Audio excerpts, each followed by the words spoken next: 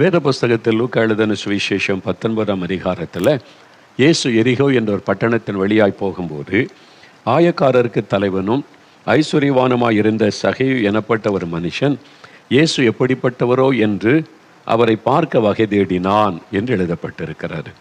அவரை பார்க்கணும், இயேசு பற்றி நிறைய கேள்விப்பட்டிருக்கிறேன், எல்லாரும் சொல்கிறாங்க எனக்கு அற்புதம் நடந்துச்சு, உனக்கு அற்புதம் நடந்துச்சு, எங்கள் வீட்டில் அற்புதம் நடந்துச்சு, இயேசு செய்தான்னு சொல்கிறாங்க, இந்த இயேசுவை நானே நேரில் பார்க்கணும் அப்படின்னு அவனுக்குள்ள ஒரு ஆசை. அப்போ இயேசு தன் ஊர் வழியாக வருகிறதை அறிந்தபோது அவரை பார்ப்பதற்கு பிரயாசப்பட்டான். அவன் குள்ளமான ஒரு மனிதன், ஜனக்கூட்டத்துக்குள்ளே இயேசுவை பார்க்க முடியல. மரத்தில் ஏறி உட்காந்து பார்க்கலான்னு பார்த்தா மரத்தில் ஏறி உட்காந்தா தலையை தான் பார்க்க முடியும், முகத்தை எப்படி பார்க்கறது? ஆனால் இயேசு தன்னை வெளிப்படுத்துகிறார். அண்ணாந்து பார்த்து அவனை பெயர் சொல்லி கூப்பிடுகிறார். சகைவே இறங்கி வா, நீ என்னை பார்க்கணுன்னு ஆசைப்பட்டல, உன் வீட்டுக்கே நான் வர்றேன், இன்றைக்கு உன் வீட்டில் தான் நான் தங்க போகிறேன்னு சொல்கிறார்.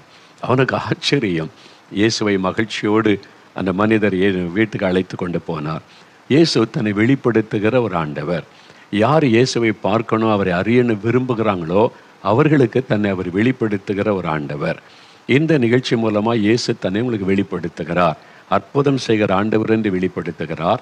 மதங்களுக்கெல்லாம் அப்பாற்பட்டவர், எந்த மதத்தை சார்ந்தவங்களும் இயேசுவேன்னு விசுவாசத்தோடு ஜெபித்து அற்புதம் செய்கிற ஆண்டவர் என்பதை வெளிப்படுத்துகிறார். அவர் மனதுருக்கமும் அன்புமுள்ள ஆண்டவர் என்பதை வெளிப்படுத்துகிறார். பாவங்களை மன்னிக்கிறவர் என்பதை வெளிப்படுத்துகிறார். அவர் இந்த சாட்சிகள் மூலம், செய்தி மூலம் தன்னை வெளிப்படுத்துகிறார். உங்களுக்கு தான் வெளிப்படுத்துகிறார். நீங்கள் விசுவாசத்தோடு அவரை அறிந்து ஜெபிக்கும் போது அற்புதங்களை காண்பீங்க. சரி, இந்த இயேசு எப்படிப்பட்டவர்? அவரை குறித்து நிறைய நம்ம ஒவ்வொரு மாதமும் தியானித்து கொண்டே வருகிறோம். வல்லமையுள்ளவர், அதிசயங்களை செய்கிறவர், சமாதான பிரபு, நித்திய பிதாவாய் இருக்கிறவர், மனதுருக்கம் உள்ளவர், இப்படி அவரை குறித்து அவருடைய குணங்கள் சுபாவங்களை தியானித்து கொண்டே வருகிறோம். இன்றைக்கு ஒரு காரியத்தை நம்ம தியானிக்கணும். இயேசுடைய அற்புதங்கள், அவர் செய்த கிரிகளை பார்க்கும்போது அவர் மறுரூபப்படுத்துகிற ஒரு தேவன், ஒரு மனிதனுடைய வாழ்க்கையை மறுரூபப்படுத்துகிற ஒரு தேவன், அதாவது டிரான்ஸ்ஃபார்மேஷனை உண்டாக்குகிற ஒரு தேவன், புதிதாக்குதலை உண்டாக்குகிற தேவன். இயேசு கிறிஸ்து ஒரு மனிதனுடைய வாழ்க்கையை மறுரூபப்படுத்துகிறவர். அதாவது துக்கத்தோடு இருக்கிறவருடைய வாழ்க்கையை சந்தோஷமாய் மாற்றுகிறவர், ஒரு வேதனையோடு இருக்கிறவருடைய வாழ்க்கையை ஒரு சமாதானமுள்ள வாழ்க்கையாய் மாற்றுகிறவர். அவர் மறுரூபப்படுத்துகிற ஒரு ஆண்டவர். அதாவது இயேசு செய்த முதலாவது அற்புதம் வேத புஸ்தகத்தில் யோவான் 2ஆம் அதிகாரத்தில் எழுதப்பட்டிருக்கிறார். இயேசு கிறிஸ்து ஆயிரக்கணக்கான அற்புதங்களை செய்தார் ஜனங்களுக்கு. ஆனால் அவர் செய்த முதலாவது அற்புதம் ஒரு கல்யாண வீட்டில், இஸ்ரேல் தேசத்தில் கல்யாண வீட்டில் விருந்தில் ரொம்ப முக்கியமானது திராட்சரசம் வழங்குவது. போதை தருவது கிடையாது, திராட்சரசம் அதை வழங்குவாங்க. அது தீர்ந்து விட்டது, குறைவுபட்டு விட்டது. திருமண வீட்டாருக்கு ஒரு கலக்கம். இயேசு அங்குதான் முதலாவது அற்புதத்தை செய்தார். தண்ணீரை திராட்சரசமாய் மாற்றினார். அதாவது தண்ணீரை திராட்சரசமாய் மறுரூபப்படுத்துகிறார். நிறமில்லாத, ருசி இல்லாத, மனமில்லாத தண்ணீரை அழகான நிறமுள்ள, மனமுள்ள, ருசியுள்ள திராட்சரசமாய் மறுரூபப்படுத்தினார். இயேசு வந்தது நோக்கம் அதுதான். இந்த முதல் அற்புதத்தில் அதை தெளிவுபடுத்துகிறார். ருசி இல்லாத, ஒரு சமாதானம் இல்லாத, நிம்மதி இல்லாத, ஒரு டேஸ்டே இல்லாத, ஏதோ வாழ்கிறோம் அப்படின்ற மாதிரி சலித்து கொண்டு வாழ்கிற மனுஷனுடைய வாழ்க்கையை ருசியுள்ள ஒரு வாழ்க்கையாய், மகிழ்ச்சியுள்ள ஒரு வாழ்க்கையாய், ஆனந்தமான சமாதான நிறைந்த வாழ்க்கையாய் மாற்றுகிறவர். அதுக்கு தான் அவர் இந்த உலகத்தில் வந்தார். தான் வந்த நோக்கத்தை அந்த அற்புதத்தின் மூலம் ஆண்டவர் வெளிப்படுத்துகிறார். பாருங்கள், சமீபத்தில் ஒரு குடும்பத்தை குறித்து நான் அறிந்தேன். அந்த குடும்பத்தில் ஒரு தாய், ஒரு மகள், தகப்பன். தகப்பன் குடிச்சிட்டே வருவார், எப்பவும் குடி. வேலைக்கு போனால் வரும்போது குடிச்சிட்டு தான் ஒரு போதையில். குடிச்சிட்டு வந்தால் என்ன செய்கிறோம் பேசுகிறோன்னு தெரியாது. மனைவி அடிக்கிறது, வேதனைப்படுத்துறது, காயப்படுத்துறது. அதுதான். ஒரு மகள், ஸ்கூலில் படிக்கிற டீனேஜ் பருவம் உள்ள மகள், மகிட்ட பேசுகிறது இல்லை. தகப்பன் எப்பவும் போதையில் இருந்தால் எப்படி பேசுகிறது? வந்தால் போதையிலே விழுந்து கிடப்பார். ரோட்டில் அங்கங்கே விழுந்து கிடக்கிறவங்க போய் கூட்டிகிட்டு வந்து படுக்க வைப்பாங்க. அவ்வளோதான் அவருடைய லைஃப்பில். இந்த மகளுக்கு, அந்த மனைவிக்கு ரொம்ப துக்கமாயிட்டு, இவரோட எப்படி வாழ்கிறது, இத்தனை வருஷம் இப்படி துக்கத்தில் இந்த செத்து போயிடலாமான்னு தோணுது. அந்த ஸ்கூலில் படிக்கிற மகள் சொல்லுகிறாள், எல்லாருடைய அப்பாவும் ஸ்கூலுக்கு மகளை பார்க்க வர்றாங்க, கூட விட வர்றாங்க. எங்கள் அப்பா ஒரு நாள் என் கூட ஸ்கூலுக்கு வந்ததில்லை. நான் ஏதாவது கேட்டு எனக்கு வாங்கி தந்ததும் இல்லை, என்கிட்ட அன்பாக பேசினதும் இல்லை.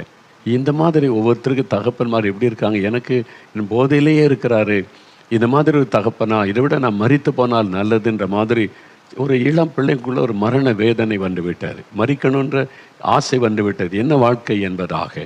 ஏன்னா ஒரு மனிதர் குடியினால், அவர் குடியினால் பாதிக்கப்பட்டு நிம்மதி இல்லாமல் சம்பாதிக்கிற பணத்தை எல்லாம் அழித்து கொண்டு வருகிறார். அந்த சூழ்நிலையில் தான் இயேசு சந்திக்கிறார். நம்முடைய ஜெபிக்கலாம் வாங்க நிகழ்ச்சியை இந்த மாதிரி டிவியில் பார்த்து ஜெபம் பண்ணும்போது அந்த சகோதரனை ஆண்டவர் தொட்டார். அவர் அந்த பாவ உணர்வடைந்த கண்ணீரோடு அழுது, இயேசுவே என் பாவத்தை மன்னிச்சிருங்கன்னு அழுது ஒப்பு கொடுத்தார். ஒரே நாள் அவருடைய வாழ்க்கை புதிய வாழ்க்கையாய் மாறிவிட்டார். அதன் பிறகு அவர் மதுபானம் குடிக்கலை, அதன் பிறகு அதுக்கு பணம் செலவு பண்ணலை. இப்போ வேலையிலேருந்து வரும்போது மனைவி பிள்ளைகளை நேசித்து அன்போடு கூட வந்து பேசினார், தேவையானதெல்லாம் வாங்கி கொடுத்தார், மகளை வெளியே அழைச்சிக்கிட்டு போனார். அந்த மனைவிக்கு சந்தோஷம், பிள்ளைக்கு சந்தோஷம், ஒரு குடும்பமே ஒரு மகிழ்ச்சி ஆகிவிட்டது. பாருங்கள், மறுரூபமாக்கப்பட்டு விட்டது. துக்கத்தில், கண்ணீரில், வேதனையில் இந்த குடும்பம் சந்தோஷமான மனமகிழ்ச்சியான குடும்பமாய் மறுரூபமாக்கப்பட்டு விட்டது. குடியிலே இருந்த போதையில் இருந்த மனுஷருடைய வாழ்க்கை மறுரூபமாக்கப்பட்டு விட்டது. அதுதான் இயேசு. அப்போ இயேசு எப்படிப்பட்டவர்? மறுரூபப்படுத்துகிற ஒரு தேவன். மனுஷனுடைய வாழ்க்கையை மறுரூபப்படுத்தி துக்கத்தை சந்தோஷமாய் மாற்றுகிற தேவன் உங்கள் வாழ்க்கையில் இன்றைக்கு அந்த அற்புதத்தை ஆண்டவர் செய்ய போகிறார். வேத புஸ்தகத்தை பார்க்கும்போது நிறைய பேருடைய வாழ்க்கையில் இயேசு இந்த மறுரூபமாக்கப்படுகிற அற்புதத்தை செய்திருக்கிறார். அந்த மாதிரி பாதிக்கப்பட்டவங்க இயேசுவை தேடி வந்திருக்காங்க. அவங்களுக்கெல்லாம் அற்புதம் செய்து ஒரு மறுரூபமாக்கப்பட்ட ஒரு பெரிய சந்தோஷத்தை தேவன் கொடுத்திருக்கிறார். அப்படி ஒரு 3 சம்பவத்தை உங்களுக்கு ஞாபகப்படுத்தி நாம் ஜெபிக்க போகிறோம். முதலாவது பரிசுத்த லூக்கா எழுதின சுவிசேஷம் 7ஆம் அதிகாரத்தில் 37-38 வசனம் வாசிக்கும் போது, ஒரு பெண், பாதிக்கப்பட்ட ஒரு பெண் இயேசுவை தேடி வருகிறாள். இயேசு தன்னுடைய சீஷரோட அல்லது ஒரு குடும்பத்தாரோட விருந்துக்கு அமர்ந்திருக்கிற சமயம், அப்பொழுது அந்த ஊரில் இருந்த பாவியான ஒரு பெண் இயேசு பரிசேயன் வீட்டில் பந்தி இருக்கிறதை அறிந்து ஒரு பரணியில் பரிமள தைலத்தை கொண்டு வந்து இயேசுவின் பாதங்களின் அருகே பின்னாக நின்று அழுது கொண்டு அவருடைய பாதங்களை தன் கண்ணீரினால் நனைத்து தன் தலைமயிரினால் துடைத்து அவருடைய பாதங்களை முத்தம் செய்து பரிமள தைலத்தை பூசினாள். ஒரு பெண் அந்த ஊரில் இருந்து இப்போ இந்த வீட்டுக்கு இயேசு வந்திருக்கிறான்னு கேள்விப்பட்டவுடன் இயேசுவின் பாதத்தில் விழுந்து அழுதாள். அவருடைய கண்ணீர் அவருடைய பாதத்தில் விழுகிறது. ஒரு பரிமள தைலத்தை பூசி, அதாவது இந்த மாதிரி குருக்களாக இருந்தால் அதுக்கு அப்படி கனப்படுத்துவாங்க. அதே மாதிரி அவள் கண்ணீர் விட்டு அழுது ஆண்டவருடைய பாதத்திலே வந்து தன்னை சமர்ப்பிக்கிறாள். இயேசு அவருடைய உள்ளத்தை பார்க்கிறார். ஏன் அவள் அழுகிறாள்? ஏன் அவளுடைய கண்களிலே கண்ணீர்? என்ன பாதிப்பு அவளுக்கு? அவள் ஒன்றுமே சொல்லலை, ஆனால் இயேசு அறிந்து கொண்டார். என்ன பாதிப்பு? அவள் பாவியான ஒரு பெண் என்று வேதம் குறிப்பிடுகிறது. அவள் தன்னை கெடுத்து கொண்ட ஒரு பெண், தன் வாழ்க்கையை பாவத்தினால் அழித்து கொண்ட ஒரு பெண். அதனால் சமாதானம் இல்லை, நிம்மதி இல்லை. அவள் செய்த பாவமும் அவள் செய்து கொண்டிருக்கிற பாவம் ஊராருக்கு தெரிந்ததுனால இவள் பாவியான ஒரு பெண், விபச்சார பெண் என்று அந்த ஊரில் இருக்கிற மக்கள் அவளை காயப்படுத்தி வேதனைப்படுத்தி புறக்கணித்த ஒரு சூழ்நிலை. அப்போ எந்த பாவம் அவளுக்கு சந்தோஷம் சமாதானத்தை கொடுக்கும்னு நினைத்தாலோ அதே பாவத்தினால் இன்றைக்கு பாதிக்கப்பட்டு விட்டாள். நிம்மதி இல்லை, சமாதானம் இல்லை, மனசாட்சி வாதிக்குது. நீ ஒரு பாவி, நீ செய்கிறது மட்டும் இல்லை, அநேகரை கெடுத்து கொண்டிருக்கிற பல குடும்பங்கள் உன்னால் பாதிக்கப்படுதுன்னே அந்த பாவத்தினால் உண்டான பாதிப்பு அவருடைய மனசாட்சியை வாதிக்கிறது. இப்போ அவளுடைய உள்ளத்தில் நிம்மதி இல்லாத சூழ்நிலையில் யார் என் பாவத்தை மன்னிக்க முடியும்? யார் இந்த பாவத்திலிருந்து எனக்கு விடுதலை தர முடியும்? யார் என் வாழ்க்கையை புதிதாக்க முடியும்? எல்லாரும் என்னை குற்றப்படுத்துகிறாங்க, பாவின்னு கை நீட்டுகிறார்கள், என்னை கேவலப்படுத்துகிறாங்க, அவ்வளோதானே தவிர எனக்கு அன்பு காட்ட இதிலிருந்து வெளியே என்னை கொண்டு வருவதற்கு யாரும் இல்லையே. நீ கலங்கின சமயத்தில் தான் இயேசு என்கிற ஒரு ஆண்டவர் வந்திருக்கிறாரு. அவர் பாவிகளை கூட தள்ள மாட்டார், பாவிகளின் சிநேகிதன் என்று அழைக்கப்படுகிறார். பாவிகளை கூட நேசித்து அன்பாக அவருடைய வாழ்க்கையை மாற்றி புதிதாக்குகிறார். இந்த செய்தி அவள் கேட்டு அறிந்ததுனால தான் இயேசு கிறிஸ்துவில் எனக்கு ஒரு புதிய வாழ்க்கை அவரால் தர முடியும் என்று வந்து இயேசுவின் பாதத்தில் வந்து விழுந்தாள். அவள் கண்ணீர் வடிக்க தன்னுடைய பாவத்தை அதன் மூலமாய் அறிக்கையிடுகிறாள். நான் பாவி ஆண்டவரே, என்னை மன்னியும், என்னை மன்னியும், என்னை மன்னியும் என்பதாய் தன் பாவத்தை கண்ணீரினால் அறிக்கை செய்தாள். தன் பாவத்தை மறைக்கிறவன் வாழ்வடைய மாட்டான், அறிக்கை செய்து விட்டு விடுகிறவன் இரக்கம் வருவான். இயேசு உடனே அவளுக்கு இறங்கினார். அவள் உடைந்த உள்ளத்தோட கண்ணீரோட மனம் திரும்புகிறாள் என்பதை அறிந்து இயேசு சொன்னார், உன் பாவங்கள் உனக்கு மன்னிக்கப்பட்டது மகளே, நீ சமாதானத்தோടെ போ. இந்த ஆண்டவர் அவளை ஆசீர்வதித்து அனுப்பினார் என்று இந்த வேத பகுதியிலே பார்க்க முடியும். அவள் எதை எதிர்பார்த்து வந்தாளோ அந்த ஆசீர்வாதத்தை ஆண்டவர் கொடுத்தார். அவளுடைய பாவம் மன்னிக்கப்படணும், சமாதானம் வேணும், அதுதான் அவருடைய எதிர்பார்ப்பு. அந்த ஆசீர்வாதத்தை ஆண்டவர் கொடுத்தார். உன் பாவம் உனக்கு மன்னிக்கப்பட்டு விட்டாரு, சமாதானத்தோட போ. இன்றைக்கு ஏதோ ஒரு பாவம் உங்களை பாதித்து கொண்டு இருக்கிறது. அது உங்களுடைய மதுபான பழக்கமாக இருக்கலாம், போதை வஸ்துகளாக இருக்கலாம், சூதாடுகிற பழக்கமாக இருக்கலாம், ஏதோ ஒரு தவறான ஃப்ரெண்ட்ஷிப்பாக இருக்கலாம், ஏதோ ஒரு லஞ்சம் வாங்குவது, ஊழல் பண்ணுவது, கலப்படம் பண்ணுவது, பிஸ்னஸ் செய்து கொண்டே ஏமாற்றுவது, ஏதோ ஒரு காரியம் தப்புன்னு தெரியுது, விட முடியல, பாவம்னு தெரியுது, வெளியே வர முடியல, அகப்பட்டு கொண்டேன், அதை விடவும் முடியலை, என்ன தப்புன்னு தெரியவும் செய்கிறது, மனசாட்சி வாதிக்கிறது, சமாதானம் இல்லை. அந்த மாதிரி பாதிப்போடு உட்கார்ந்துருக்கிறீங்களா? இயேசு உங்களை நேசிக்கிறார்.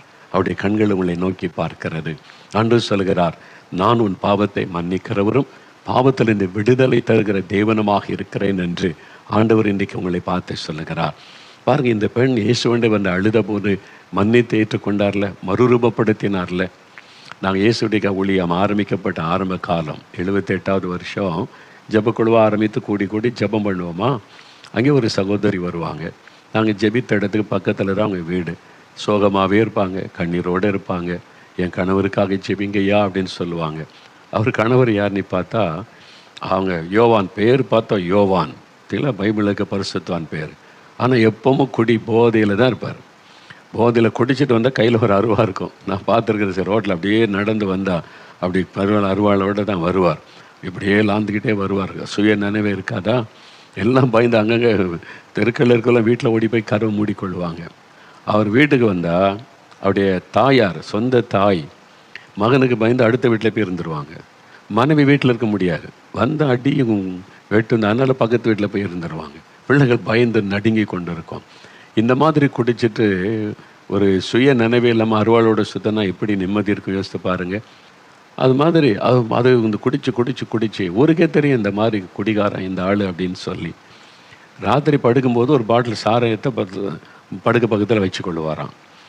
ஏன்னா குடித்து நரம்பெல்லாம் பாதிக்கப்பட்டு அப்படியே காலையில் எழும்புனா கை காலம் அப்படியே கையெல்லாம் நடுங்கும். அப்படியே ஒரு சின்ன டம்ளர் கூட தூக்க முடியாது.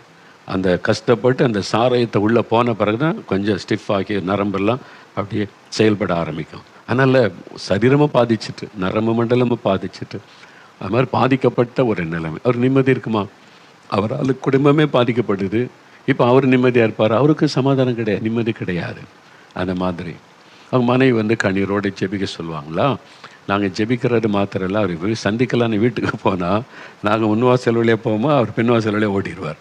ஒரு நாள் எங்களை நேரில் பார்க்க மாட்டார்.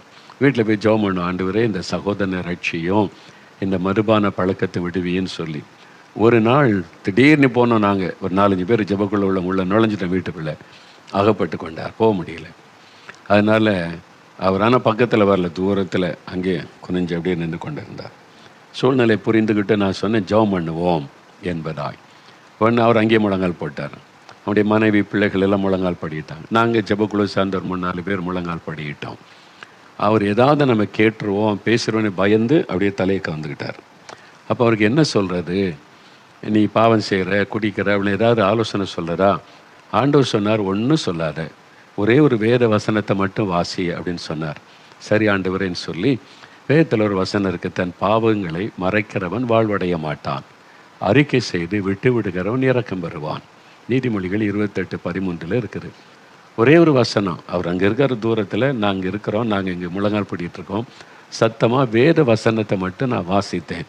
தன் பாவங்களை மறைக்கிறவன் வாழ்வடைய மாட்டான், அறிக்கை செய்து விட்டு விடுகிறவன் இரக்கம் பெறுவான் அப்படின்னு சொல்லிட்டு சரி ஜெபிக்கலான்னு ஜெபிக்க ஆரம்பித்து. அவ்வளவுதான். அவர் பாருங்கள் கண்ணீர் விட்டு அழ ஆரம்பிச்சிட்டார். ஏங்கி அழுகிறார், அப்படியே அழுகிறார், ஏங்கி அழுகிறார், கண்ணீர் வடிக்கிறார். என்னை மன்னியும், எனக்கு விடுதலை தாருன்னு அழுதார் பாருங்க. ஒரே நாள் ஒரு வேறு வசனம் அவ்வளோதான் அவரை தொட்டது. இயேசு அந்த வசனத்தின் மூலம் அவரை தொட்டார். அன்றைக்கு அவர் கண்ணீரோடு ஒப்பு கொடுத்தார். வாழ்க்கை தலைகளாய் மாறிவிட்டார். அதன் பிறகு அவர் சாராய் கடைக்கு போனது இல்லை. அதன் பிறகு அவர் இந்த மதுபானத்தை தொட்டது இல்லை. இப்போ அவருடைய வாழ்க்கை மாறிட்டா எங்கள் ஊரே ஆச்சரியமாக பார்த்தது, எப்படி இந்த ஆள் மாறினார் என்பதாக. எங்கள் ஜெபக்குழுவில் வந்தார், ஊழியத்துக்கு வருவார். அப்புறம் முழு நேர ஊழியத்துக்கு வந்து இயேசுடைய ஊழியத்தில் ஊழியக்காரராக இருந்தார். இப்போ அவர் பரலோக ராஜ்யத்தில் ஆண்டவரோடு இருக்கிறார். அவருடைய மகன், அவருடைய பிள்ளைகளும் ஊழியத்தில் இருக்கிறாங்க, இப்பவும் இருக்கிறாங்க அவருடைய பிள்ளைகள் ஊழியத்தில்.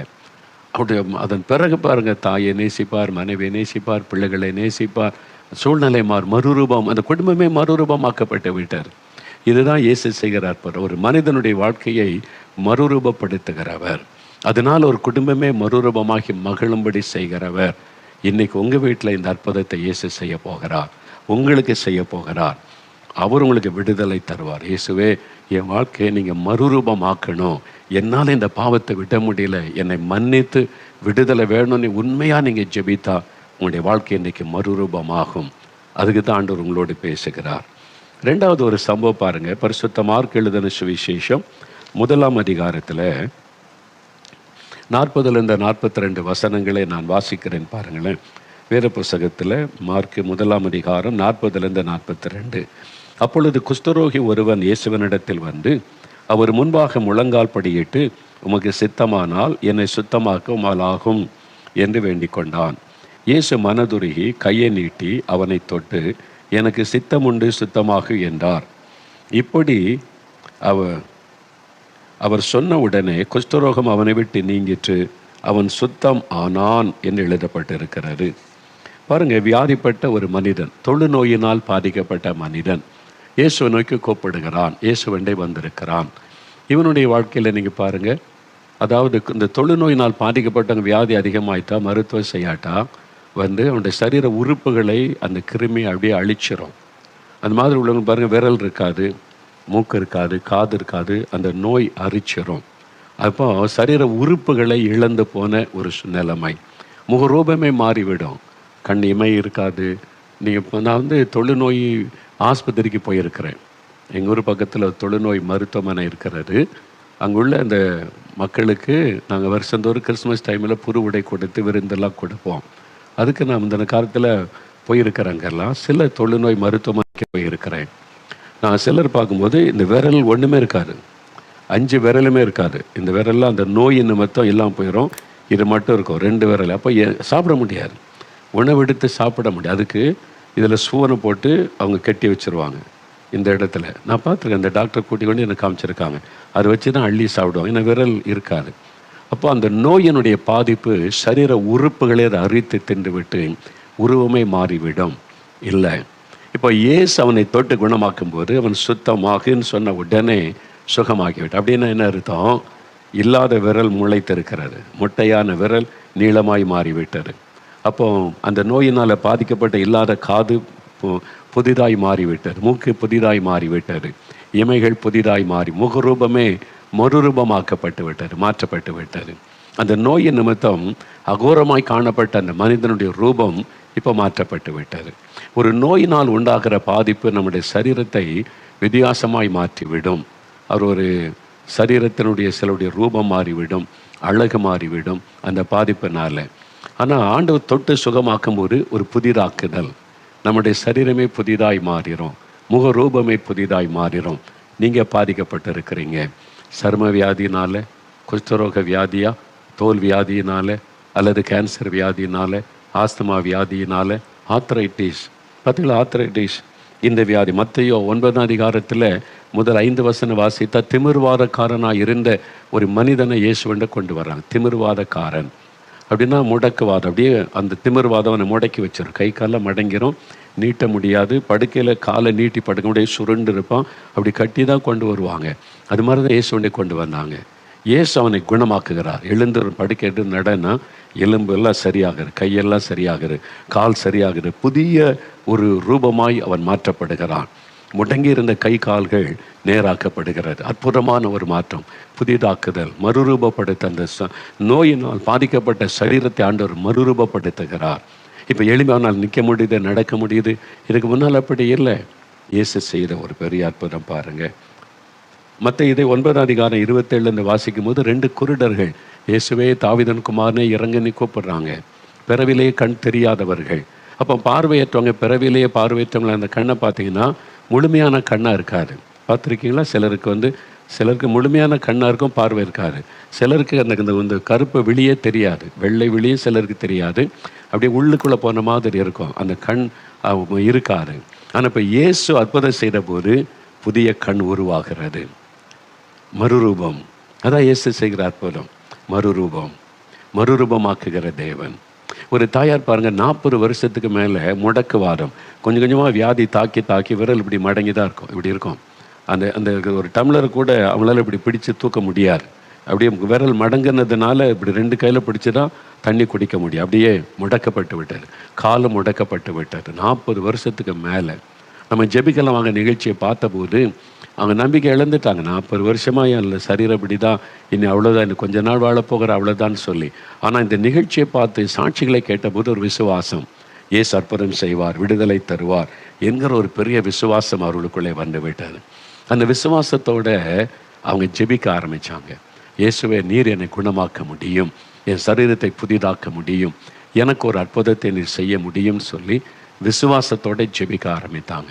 ஆண்டவர் விசுவாசமுள்ள ஜெபத்தை கனப்படுத்துகிற தேவன். ஆண்டவர் கனப்படுத்த முடியும் ஒரு அற்புதம் செய்தார் பாருங்க.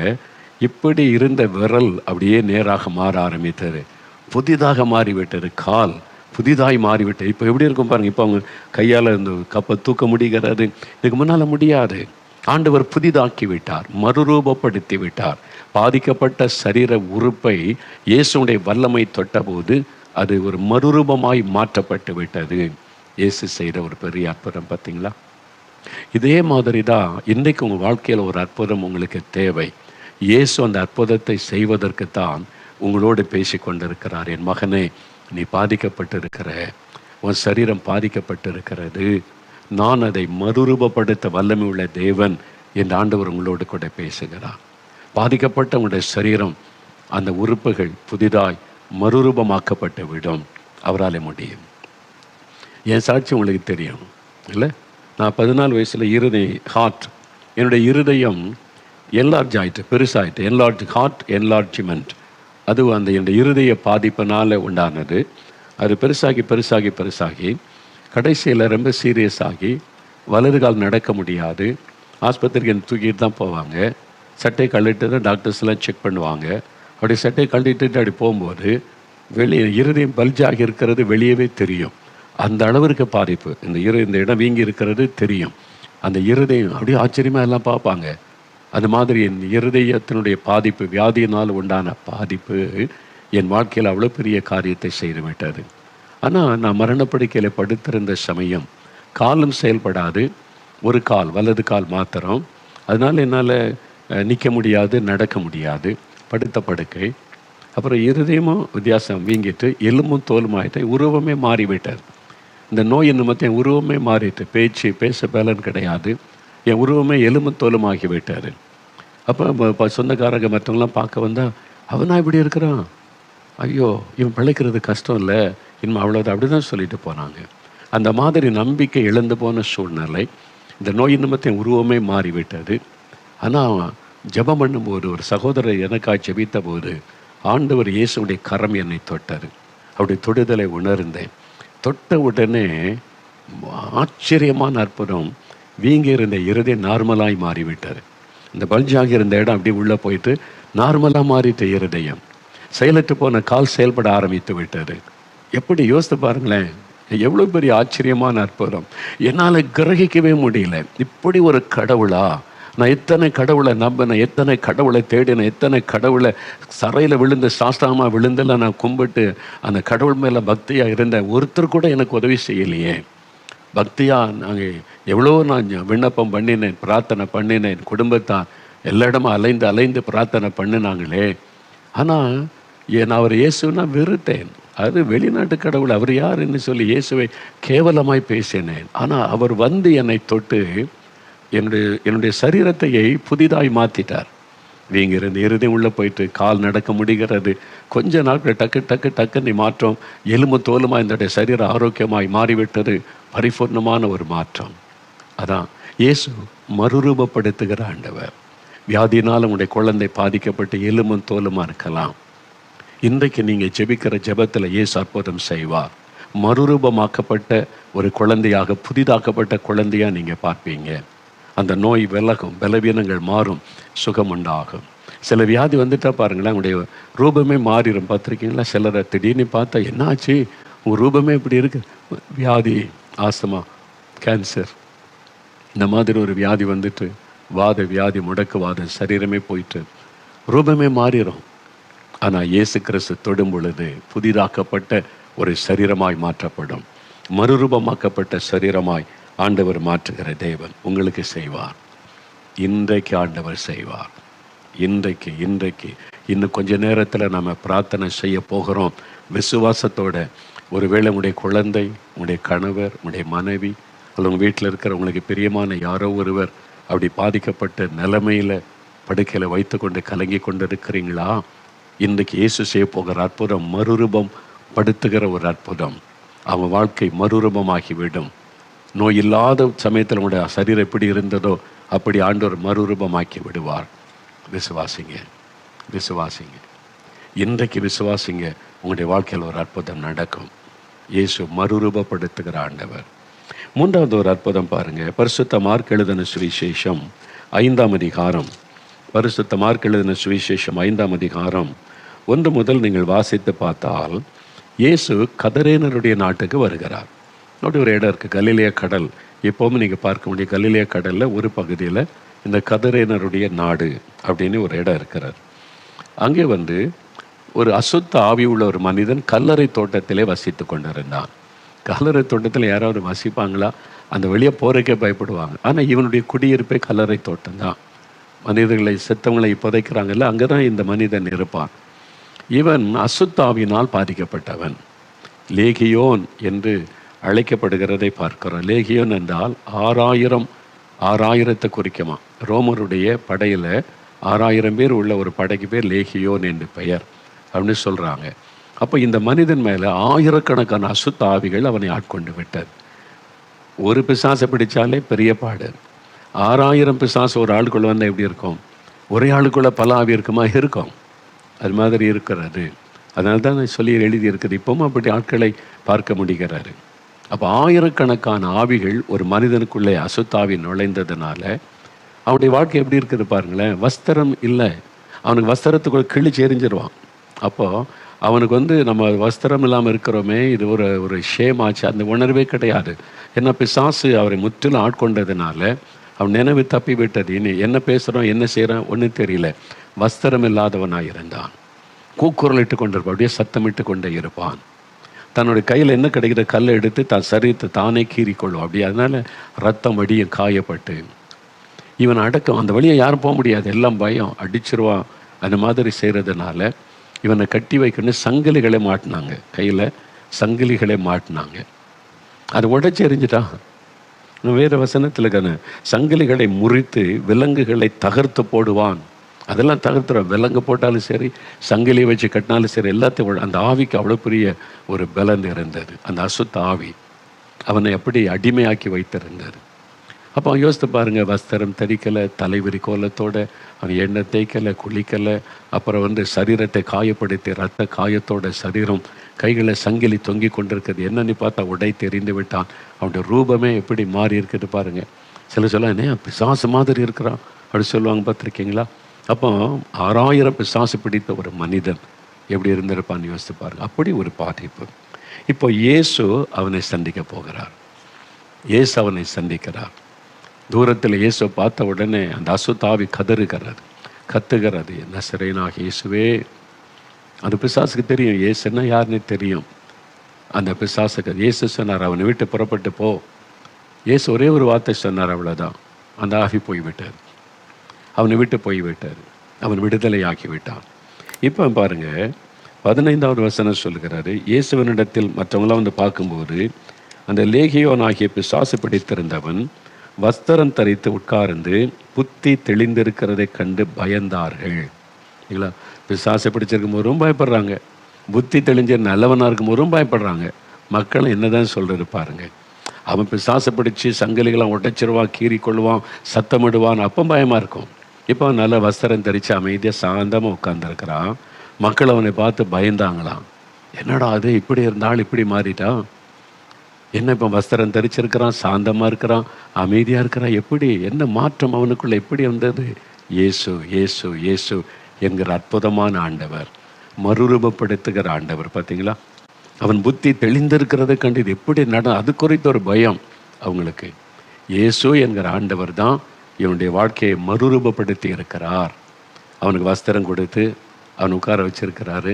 எல்லாரும் அவனை கண்டு பயப்படுவாங்க. இப்போ யாரும் அவனை கண்டு பயப்பட தேவையில்லை. யாரையும் அட்டாக் பண்ண மாட்டான். பெரிய மாற்றம் பார்த்தீங்களா? இயேசு கிறிஸ்து அவனுடைய வாழ்க்கையில் ஒரு பெரிய அற்புதமான மாற்றத்தை உண்டாக்கினார். எனக்கு அன்பானவர்களே, ஒரு மறுரூபமாக்கப்பட்ட ஒரு அனுபவத்தை தருகிறவர் இயேசு. இன்றைக்கி உங்கள் வாழ்க்கையில் அந்த மாதிரி பாதிப்பு, கஷ்டம், அப்படிப்பட்ட ஒரு நெருக்கத்தில் நீங்கள் இருக்கிறீங்களா? யோசித்து பாருங்கள். ஆண்டவர் உங்களுக்கு பாருங்கள், நான் சொன்னல, ஒரு 42 வருஷம் மனநிலை பாதிக்கப்பட்ட மனைவி, 10 வருடம் மனநிலை பாதிக்கப்பட்ட மகள். எப்படி மனநிலை பாதிப்பு, அவங்க செய்கிறது என்னதுன்னு தெரியல, பேசுகிறது என்னதுன்னு தெரியல. அது மாதிரி ஒரு சூழ்நிலை தானே. ஆண்டவர் விடுதலை கொடுத்து இன்றைக்கி 2 பேரும் எவ்வளோ சந்தோஷமாக பேசுகிறாங்கல்ல. அந்த கணவருக்கு எவ்வளோ பெரிய சந்தோஷம் இல்லை. 42 வருஷ பிரச்சனை, எத்தனையோ வருடமாக உங்கள் குடும்பத்துக்குள்ள இந்த பொருளாத ஆவி போராடுது, பிசாசின் ஆவி போராடுது. என்னென்னவோ செய்து பார்த்துட்டீங்க, பணம் செலவு பண்ணீங்க, மந்திரவாதெல்லாம் பண்ணி பார்த்தீங்க, ஒன்றும் இல்லை. இப்போ இயேசு உங்களை தேடி வந்திருக்கிறார். இயேசு விடுதலை கொடுத்தா இலவசமான விடுதலை தான். அவ்வளோதான். அவர் அற்புதம் செய்தால் அவ்வளோதான் விடுதலை. இலவசமான விடுதலையை ஆண்டவர் தந்துடுவார். பாருங்கள், நான் ஒரு சமயம் குஜராத்துக்கு ஊழியத்துக்கு போயிருந்தேன். குஜராத்தில் அங்கே இருக்கிற அந்த ஊழியம் செய்கிறவங்களுக்கு ஒரு மீட்டிங் ஒரு கிராமத்தில் உள்ள ஒரு சர்ச்சில் வச்சுருந்தாங்க. அப்போது ஒரு தகப்பனையும் வாலிப மகனையும் எனக்கு அங்கே உள்ளவங்க அறிமுகப்படுத்தினாங்க. ரொம்ப ஆச்சரியமான காரியம் என்னன்னா, அந்த ஊரில் ஒரு கிராமம், சின்ன கிராமம் தான் அது. அந்த கிராமத்தில் எல்லாருக்கும் நிலங்கள் இருக்கிறது, விவசாயம் பண்ணுறாங்க, குறையில வசதியான வாழ்க்கை. அந்த ஒரு பெற்றோருக்கு ஒரு மகன், வாலிப பையன், அவனை ஒரு அசுத்தாவி தாக்கிவிட்டார். மனநிலை பாதிக்கப்பட்டவன் ஆகிவிட்டான். தன்னால் பேசுவான், தன்னால் சிரிப்பான், தானாக நடந்து போவான், வருவான், குளிக்க மாட்டான், தலை வார மாட்டான், கண்ணாடி பார்க்க மாட்டான். ஏன்னா மனநிலை பாதிக்கப்பட்ட நிலைமை. அதில் இன்னொரு பயங்கரமான விஷயம் என்னென்னா, அந்த கிராமத்துக்கு ஒட்டினாப்பில் தூரத்தில் ஒரு காட்டு பகுதி இருக்கிறார். பகலில் கூட தனியாக யாரும் அந்த காட்டுக்கு போக மாட்டாங்க, தனியாக போக மாட்டாங்க. ராத்திரி அந்த பக்கமே யாரும் போக மாட்டாங்க. பயங்கரமான ஒரு காடு. ஆனால் இந்த வாலிபன், அசுத்தாவினால் பாதிக்கப்பட்ட வாலிபன், ராத்திரி வந்துட்டால் இருட்ட ஆரம்பித்த உடனே அந்த காட்டுக்குள்ளே போயிடுவான். யாரும் பிடிக்க முடியாது, அடக்க முடியாது. தகப்பனார் தாய்க்கு தானே ரொம்ப துக்கம். பையன் தினந்தோறும் போயிடுவான். போயிட்டு அவன் அங்கே என்ன நடக்குதோ, என்ன ஆகுறானோ, அவன் உயிரோட வருவானா வரமாட்டான்னு தெரியும். காலையில் விடிந்த பிறகு வருவான். இது மாதிரி பல நாட்கள் நடந்து கொண்டு இருந்தது. ஒன்றும் செய்ய முடியல. அந்த அசுத்த ஆவி அவனை இந்த காட்டுக்குள்ளே இழுத்து கொண்டு போயிடும். தானாக பேசிக்கொண்டு நடப்பான். ஒரு பையன், மகன், அவனுடைய விடுதலைக்காக பெற்றோர் எவ்வளோ முயற்சி பண்ணியிருப்பாங்க. எத்தனையோ இடம் மந்திரவாதிகள் தாங்க. கிராமத்துக்கு கிராமம் மந்திரவாதி இருப்பாங்க. வியாதிப்பட்டால் கூட மந்திரவாதிகிட்ட தான் போவாங்க. அப்போ இந்த மகனை அழைச்சிட்டு போனாங்க. பணம்லாம் செலவு பண்ணி என்னென்னோ மந்திரவாதெல்லாம் பண்ணி எல்லாம் சேர்ந்து தாயத்தெல்லாம் கட்டி பார்த்தாங்க. ஒன்றும் கட்டுப்படவில்லை. அவ்வளோதான். ஒன்று செய்ய அவன் விதி, அப்படி விதி கடைசியில் அப்படி தானே சொல்லுவாங்க. ஒன்று செய்ய முடியலன்னா விதி, அதை யாரும் மாற்ற முடியாது, அதனால் அது நடந்தான் தீர்னு விட்டுருவாங்க. அது மாதிரி ஆயிட்டான். அந்த ஊரில் ஒரு சர்ச்சு, கர்த்தருடைய பிள்ளைகள் ஞாயிற்றுக்கிழமை தோறும் ஆராதனை பண்ணுவாங்க. அந்த சர்ச்சு கர்த்தருடைய பிள்ளைகள் நல்ல ஒர்ஷிப் பண்ணி ஜெபம்லாம் செய்யக்கூடியவங்க. ஒரு நாள் இந்த மனநிலை பாதிக்கப்பட்ட இந்த வாலிபன், ஆராதனை நடக்குது ஞாயிற்றுக்கிழமையில், அந்த பக்கமாக வந்தவன் ஆலயத்துக்குள்ள அப்படி எட்டி பார்த்தான். அங்கே ஊழியக்காரர் பாட்டு நடத்துகிறார், ஜனங்களாம் உட்காந்துருக்கிறாங்க. உள்ளே போல் வெளியிலேருந்து அப்படி எட்டி பார்த்துக்கிட்டே இருந்தான். உடனே அந்த பின்வரிசையில் இருந்த ஒரு சகோதரர், இயேசு விசுவாசிக்கிறவர், சொன்னார், உள்ளவான்னு கூப்பிட்டார். இவன் தலைவரி கோலத்தோடு அழுக்கான தலையோடு இருக்கிறான். அறையில் ஒரு வஸ்திரம் கட்டியிருக்கான், அவ்வளோதான். மேலே வஸ்திரம்லாம் இல்லை, அறையில் கட்டியிருக்கிறான். உள்ளவான்னு கூப்பிட்டார். அவன் உடனே உள்ளே வந்துட்டான். அதில் உட்காரு, கை காமிச்சோடனே அப்படி உட்காந்துட்டான். அப்படியே உட்கார்ந்தவன் ஆராதனை முடியும் வரைக்கும் அங்கேயே இருந்துட்டான், எழும்பலை. ஆராதனை முடியும் வரைக்கும் அதிலே உட்காந்து அப்படியே பார்த்து கொண்டே இருந்தான். அங்கே பாட்டு பாடுறாங்க, ஜெபிக்கிறாங்க, வசனத்தை பிரசங்கம் பண்ணி கடைசி ஆசீர்வாத ஜெபம் முடியுது. அது வரைக்கும் உள்ள உட்காந்துருக்கிறான். ரொம்ப விதர்ப்பம், ஆச்சரியமாக இருக்கிறாரு. அவங்கள உட்காந்துருந்தார். ஆராதனை முடிந்த உடனே நேராக வீட்டுக்கு போனான். குளித்தான், தலைவாரினா, எண்ணெய் பூசினா, தலைவாரினா, ட்ரெஸ் எடுத்து போட்டான். அவன் வெளியில் வந்தான். அந்த சர்ச்சில் ஊழியரை பார்க்க அவருடைய தாய் தப்பம் பார்க்குறாங்க இது செய்கிறதெல்லாம். எப்படி மாறிட்டான், திடீர்னு வந்தான், குளித்தான், புறப்பட்டான், ட்ரெஸ் எல்லாம் போடுறான், இப்போ கண்ணாடிலாம் பார்த்து தலைலாம் சீவுறான், மாறிட்டான் எப்படி அப்படின்னா நேராக சர்ச்சுக்கு வந்துட்டான். அப்போ தான் அந்த தகப்பனார் ஓடி வந்து பார்த்தபோது அப்போ தான் அறிந்து கொண்டார், இயேசுவின் பிரசன்னத்தில் அவன் வந்தான், பிசாசு போய்விட்டார். தேவனுடைய பிரசன்னத்துக்களை வந்துட்டாலே பிசாசால் இருக்க முடியாது. உடனே விடுதலை பாருங்களேன், போயிட்டு அந்த அசுத்தாவி போய்விட்டார். அதன் பிறகு அவனுடைய லைஃபை காட்டுக்குள்ளே போக மாட்டான். இப்போ நார்மல் மனிதனாய் மாறிவிட்டான். அவனை தாக்கியிருந்த பாதித்திருந்த பிசாசு அதனுடைய கிரியை முற்றிலும் அழிக்கப்பட்டு அவனுக்கு நல்ல விடுதலை உண்டாகிவிட்டது. இதான் இயேசு கிறிஸ்து செய்கிற அற்புதம். 2000 ஆண்டுகளுக்கு முன்பாக அற்புதம் செய்த இயேசு இன்றைக்கும் செய்கிறார் பாருங்க. அந்த தகப்பனாரின் மகனை நான் பார்த்தேன், எனக்கு அறிமுகப்படுத்தினாங்க. அந்த தகப்பனார் இப்போ இயேசு மேலே ரொம்ப விசுவாசம் வைத்து இயேசுவை பற்றி கொண்டார். அந்த மகன் பாருங்கள் அவ்வளோ சந்தோஷமாக அந்த மக்களுக்கெல்லாம் ஊழியர்களுக்கு உதவி செய்து கொண்டு இருந்தான். இயேசு எவ்வளோ அற்புதமானவர் பார்த்தீங்களா, மறுரூபப்படுத்துகிற ஒரு ஆண்டவர். இன்றைக்கு உங்கள் வாழ்க்கையில் எந்த பகுதி மறுரூபப்படுத்தப்படணும், அந்த பகுதியில் இயேசு கட்டாய அற்புதம் செய்வார். நீங்கள் விசுவாசித்து இந்த காரியத்தில் இந்த பகுதியில் இயேசு எனக்கு ஒரு அற்புதம் செய்யணும், மறுரூபமாக்கப்பட்ட ஒரு அனுபவம் எங்கள் வீட்டில் நடக்கணும், என் வாழ்க்கையில் நடக்கணும், ஆண்டவர் எனக்கு என் குடும்பத்துக்கு செய்வான்னு விசுவாசித்து ஜெபிக்கும் போது பாருங்கள், கட்டாயம் அற்புதமான விடுதலையை நீங்கள் பார்க்க போகிறீங்க. அப்போ இந்த மாதிரி ஒரு விடுதலை நமக்கு தருவதற்காகத்தான் இயேசு கிறிஸ்து சிலுவையில் மரிக்க தன்னை ஒப்பு கொடுத்தார். வேறு புஸ்தகத்தில் நம்ம வாசிக்கிறோம்ல, அவர் பார சிலுவை சுமந்து கொண்டு கொல்கதா மேட்டிற்கு போனார். அங்கே அவரை சிலுவையிலே கடத்தி கைகளில் ஆணி அடித்தார்கள், கால்களில் ஆணி அடித்தார்கள், அவருடைய ரத்தம் சிந்தப்பட்டது. சிலுவையில் அவர் தொங்க வைக்கப்பட்ட போது கைகள் கால்களிலிருந்து ரத்தம் வடிந்து கொண்டே இருந்தது. ரத்தம் வடிய வடிய வடிய சரீரம் பலவீனப்பட்டு அப்புறம் இருதயம் செயல்படாமல் மூச்சை நின்று அப்படியே உயிர் போய்விடும். ஒரு ஆரோக்கியமான மனிதனுக்கு 11 மணி நேரம் அந்த சிலுவையில் தொங்கி அவன் மரிப்பானான். ஆனால் இயேசு கிறிஸ்து வெறும் 6 மணி நேரம்தான் அந்த சிலுவையில் தொங்கினார். அவர் திடகாத்திரமுள்ள நல்ல வாலிப ஒரு சரீரம் கொண்டவர், 33 வயது தான். ஆனால் அவங்களுக்கு ஆச்சரியம், இவ்வளோ சீக்கிரத்தில் அவர் இறந்துட்டாரா அப்படின்னு ஆச்சரியப்பட்டு தான் விழாவில் குத்தி பார்க்குறாங்க. அவருடைய ரத்தம் அந்த இருதயத்திலிருந்து பீறிட்டு வந்தது. கடைசி சொட்டு ரத்தம் வரைக்கும் சிலுவையில் சிந்தினார். ஏன் கடவுள் மனிதனாய் வந்த ரத்தம் சிந்தனும்? ரத்தம் சிந்துதல் இல்லாமல் பாவ மன்னிப்பு உண்டாகாது. இரத்த பழி மாறணும், பாவ பழிகள் நீங்கணும், இருதயம் சுத்திகரிக்கப்படணுமானா ஒரு பரிசுத்தமுள்ள ரத்தம் விலைக்கரைமாய் சிந்தப்படணும். ஆட்டு ரத்தம், கோழி ரத்தம், மாட்டு ரத்தம், மிருக ரத்தத்தினால மனிதனுடைய பாவத்துக்கு விமோசனம் கிடையாது, மன்னிப்பை கொண்டு வர முடியாது. அது ஒரு மனுஷ ரத்தமாக இருக்கணும், பரிசுத்தமுள்ள ரத்தமாக இருக்கணும், மனிதர்களுக்கு பதிலாக பலியாக கொடுக்கப்படணும். அவர் மூலமாக தான் ரட்சிப்பு, பாவத்திலிருந்து விடுதலை, பாவ மன்னிப்பு. அதனால தான் கடவுளை மனிதனாய் அவதரித்து இயேசு என்ற பெயரில் வாழ்ந்து பரிசுத்தமாய் வாழ்ந்தார். அவரிடத்தில் ஒரு குற்றத்தை யாரும் கண்டுபிடிக்க முடியவில்லை. பொய்யான குற்றச்சாட்டுகளை சொன்னாங்களே இல்லாமல் அவரிடத்தில் ஒரு குற்றமும் இல்லை. அப்படி பரிசுத்தமாய் வாழ்ந்து தன் பரிசுத்தமுள்ள இரத்தத்தை சிலுவையில் சிந்தி கொடுத்தார். ஏன் தெரியுமா? உங்களுக்காக, எனக்காக, நம்மை ரட்சிக்க, நமக்கு பாவத்திலிருந்து சாபத்திலிருந்து விடுதலை கொடுக்க தன்னையே அந்த சிலுவையில் அவர் பலியாய் கொடுத்தார். அந்த இயேசு கிறிஸ்து தான் இன்றைக்கு உங்களை சந்தித்து கொண்டிருக்கிறார். என் மகனே, உனக்காக நான் என்னையே சிலுவையில் பலியாய் கொடுத்தேன், உன்னை மன்னிக்க மாட்டேனா, விடுதலை தர மாட்டேனா, கலங்காத.